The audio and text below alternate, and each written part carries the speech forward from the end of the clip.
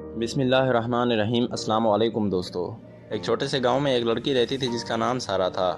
سارہ ایک بہت سادہ اور نیک دل لڑکی تھی۔ اس کے والدین کا انتقال بہت چھوٹی عمر میں ہو گیا تھا اور وہ اپنی دادی کے ساتھ رہتی تھی۔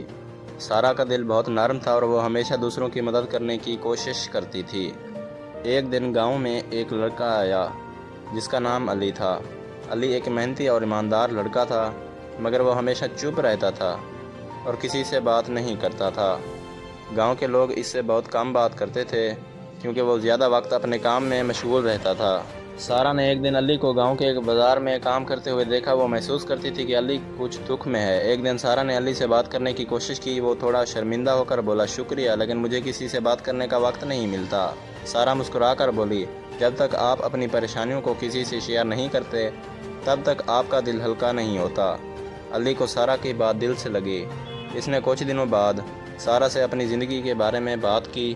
علی نے بتایا کہ اس کے والدین کا انتقال بھی بہت جلدی ہو گیا تھا اور وہ ہمیشہ اپنے کام میں ہی غرق رہتا تھا تاکہ وہ اپنے غم کو بھلا سکے۔ سارہ نے علی کو بتایا کہ غم کم نہیں ہو سکتا، مگر اگر آپ دوسروں سے بات کریں اور ان کے ساتھ وقت گزاریں تو دل ہلکا ہو جاتا ہے۔ علی نے سارہ کی بات سمجھی اور آہستہ آہستہ وہ گاؤں کے دوسرے لوگوں سے بھی بات کرنے لگا۔ چند مہینوں بعد سارہ اور علی کی دوستی گہری ہو گئی۔ دونوں نے ایک دوسرے کو اپنے دکھوں اور خوشیوں میں شریک کیا۔ علی نے سیکھا کہ زندگی میں صرف محنت ہی کافی نہیں ہوتی، بلکہ محبت اور ہمدردی بھی ضروری ہے۔